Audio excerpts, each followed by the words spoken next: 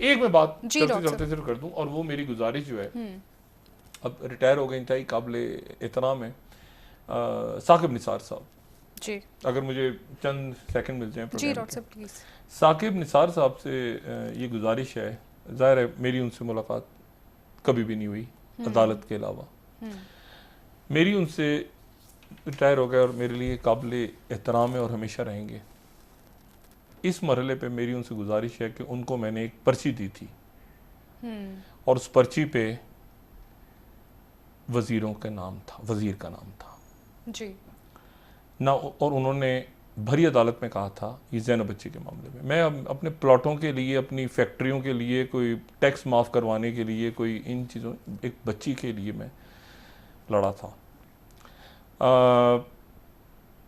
मेरी साकिब निसार साहब से गुजारिश है कि मैंने उनको जो नाम दिया था, और उस नाम के साथ मैंने कुछ और भी लिखा था नीचे, मैंने कुछ और भी लिखा था नीचे कि ये चीज़ें भी मुमकिन हैं, सही, जिसमें ठीक, से एक शायद मुनशियात से रिलेटेड बात थी। बहुत बहुत शुक्रिया डार्क डॉक्टर वेब साहब। पे वो बरहाए करम पर्ची, अगर साकिब निसार साहब मुनासिब समझें, उन्होंने अपने दोस्त जज साहिबान से भी शेयर नहीं की थी,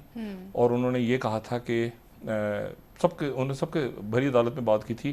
कि ये नाम मैंने अपने घर वालों से भी डिस्कस नहीं किया। बराए नाम जो नाम मैंने दिया था उनको, वो नाम, वो पर्ची अवाम के सामने ले आए, उस वज़ीर का ताल्लुक़ फैसलाबाद से था।